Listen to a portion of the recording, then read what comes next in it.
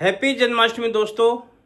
देखिए, ये जो त्यौहार हैं ये इंसान को भौतिक सीमाओं से परे आनंद, प्रेम, भक्ति और आध्यात्मिक ज्ञान की ओर बढ़ने की प्रेरणा देते हैं। ये जो त्यौहार हैं ये इंसान को दुख और गम को भुलाकर छुट्टी लेकर खुशी मनाने के लिए प्रेरित करते हैं, जो कि हमारे भारतवर्ष में त्योहारों की एक अनुपम भेंट है उस ईश्वर परमात्मा के द्वारा। क्यों कि भगवान का जन्म इस भारत भूमि पर ही होता है। कृष्ण जन्माष्टमी का पूरे भारत में बड़े उमंग और जोर शोर से मनाया जाता है। कृष्ण जन्माष्टमी कहीं पर ऊंचाई पे मटकी लगा दी जाती है। गोप ग्वाले इकट्ठे होकर के पिरामिड बना के मटकी को फोड़ते हैं। एक बहुत अच्छा रमणीक खेल जैसा और बड़ा आनंद देने वाला एक खेल होता है। ये कृष्ण जन्माष्टमी का ही होता है। कहीं पर कृष्ण के चरित्र की विभिन्न झांकियां निकाली जाती हैं, बहुत ही रमणीक और सुंदर होती हैं। बाल कृष्ण की छवि को इतना सुंदर बनाया जाता है, सजाया जाता है, फिर उसको पालने में झुलाने के लिए महिलाओं की कतारें लग जाती हैं। इतना प्यार करते हैं कृष्ण भगवान से, डांसिंग करते हैं, सिंगिंग करते हैं और जोर शोर से मनाया जाता है कृष्ण जन्माष्टमी का ये त्यौहार। सब अपनी अपनी कामना करते हैं। कुछ की इच्छा होती है कृष्ण के बाल रूप यानी हमें कृष्ण जैसा बच्चा प्राप्त हो, कोई सोचता है हमें कृष्ण जैसा सखा मिले, कोई सोचता है कि हमें कृष्ण जैसा पति मिले। सब अपनी अपनी कामनाएं लेके कृष्ण को पाने की इच्छा रखते हैं और जोर शोर से उसकी भक्ति में सबाबोर हो जाते हैं, धूमधाम से मनाते हैं और पाने की लालसा होती है। दोस्तों, क्या आपने कभी सोचा हमारे भारतवर्ष में इतने ज्यादा अवतार हुए हैं, लेकिन फिर भी श्री कृष्ण भगवान को इतने ज्यादा प्रेम भाव से, इतने जोर शोर से क्यों मनाते हैं? क्यों इतना ज्यादा प्यार करते हैं? क्योंकि प्यार उसी से किया जाता है जो गुणवान होता है, पवित्र होता है और निर्मल होता है। उसी से ही प्यार किया जाता है। दोस्तों, कृष्ण जी तन, मन, बुद्धि और संस्कार से निर्मल थे। कृष्ण जी 16 कला संपूर्ण थे। 16 कला से बड़ा और कोई कला नहीं है। 16 कला संपूर्ण, उससे बड़ा कोई अवतार नहीं है। क्योंकि सतयुग का सबसे पहला राजकुमार कृष्ण भगवान थे और लोगों को पता भी नहीं है कृष्ण भगवान अहिंसक और योगी राज हैं। ये योगी राज का जो उनको महत्व है ये उनके पिछले जन्म की तपस्या से मिला है। अहिंसक, उन्होंने अपने जीवन में कोई हिंसा नहीं की।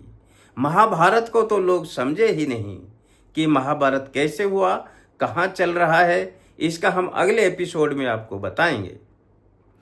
अहिंसक थे, 16 कला संपूर्ण, निर्विकार और योगी राज यानी नेक्स्ट टू गॉड। गॉड तो नहीं थे क्योंकि गॉड कभी जन्म नहीं लेता है ना, मगर नेक्स्ट टू गॉड, गॉड के बाद वही थे। सर्वश्रेष्ठ जन्म कृष्ण भगवान का है। दोस्तों, अब हम समझते हैं इस फेस्टिवल की आध्यात्मिक ज्ञान। देखिए, नंबर 1, जो झांकियां निकाली जाती हैं, जब हम झांकियां देखने जाएं तो एक पल रुककर अपने अंदर भी झांकें। क्या हमारा दिल इस लायक है कि हम कृष्ण जी को अपने अंदर बिठा सकते हैं, या कृष्ण जी हमारे अंदर आके बैठ सकता है? इसके लिए हमें हमारी नेगेटिविटी, नफरत, क्रोध, अहंकार जो भरा हुआ है ये सब निकालना होगा। तब कृष्ण भगवान हमारे दिल में आने लायक स्थान बनेगा। फिर हम व्रत रखते हैं और रात को 12 बजे व्रत को खोला जाता है। किसके लिए? कृष्ण जी के लिए। लेकिन आज तक हमने बहुत पूजा की और बहुत भोजन का व्रत किया, लेकिन इस बार के हम ये व्रत या संकल्प ले सकते हैं कि अब हम कृष्ण भगवान के साथ रहेंगे। उसके लिए क्या करना होगा? भोजन का व्रत तो बहुत हुआ, अब हमें संकल्प यानी व्रत लेना पड़ेगा। मन विकारों को छोड़ने का संकल्प लेना होगा, ईगो लेस का व्रत लेना होगा, गलत संस्कारों को छोड़ने का व्रत लेना होगा। ये है सच्ची पूजा कृष्ण भगवान की। धीरे धीरे बहुत लंबा टाइम हो जाता है तो हम थोड़ा रास्ते से भटक जाते हैं। संतों की जो असली पूजा है वो आध्यात्मिक रास्ता बताता है। यदि हमें उनकी कृपा पानी है तो संतों के अनुसार चलना होगा।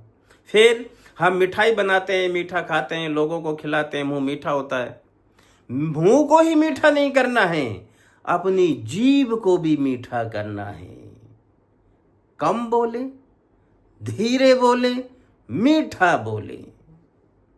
फिर इस फेस्टिवल में क्या होता है कि कारागार में कृष्ण जी का जन्म हुआ।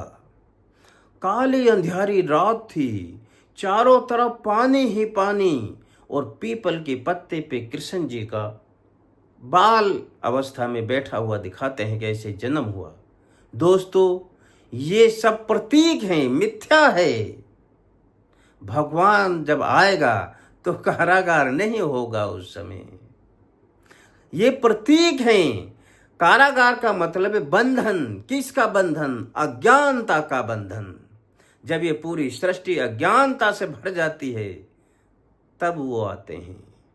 अर्धरात्रि का मतलब जब विकार चरम सीमा पे पहुंच जाते हैं तो कृष्ण भगवान आते हैं। और पानी ही पानी का मतलब है कि ये पूरी पृथ्वी जलमग्न हो जाती है। केवल भारत का एक भूखंड बचता है शेष ऊपर, जो पीपल की पत्ती की आकृति का होता है। उस पर कृष्ण भगवान जन्म लेते हैं। वो गोल्डन ईयर होता है, उसको सतयुग कहते हैं। उस पर प्रथम राजकुमार होता है सतयुग का कृष्ण जी। और इस सतयुग में कृष्ण जी 8 बार जन्म लेते हैं। इसीलिए कृष्ण जन्माष्टमी मनाई जाती है। ये मतलब है कृष्ण जन्माष्टमी का। कृष्ण जी सतयुग में 8 जन्म लेते हैं। सतयुग के बाद त्रेता युग आता है तो 9वां जन्म रामचंद्र भगवान का होता है। सूर्य से चंद्र हो जाता है। वो 16 कला संपूर्ण थे, रामचंद्र भगवान 12 कला अवतार थे। कलाएं कम होती जाती हैं। वो गोल्डन ईरा था, ये सिल्वर ईरा है, इसमें 12 कला हो जाती हैं। द्वापर में 8 कला हो जाती हैं। वो तांबे का युग है। अब कलयुग लोहे का युग चल रहा है, इसमें तो इंसान बिना कला का है, कोई गुण नहीं है। तो सोचिए, जब ये चरम सीमा पे पहुंचेगा विकार तो कृष्ण भगवान का जन्म होगा, जो दिखा गया है रात्रि को 12 बजे। तो दोस्तों, आज इतना ही। यदि आपको हमारे विचार अच्छे लगे तो हमारा YouTube चैनल है read discover Bharat, please subscribe कीजिए।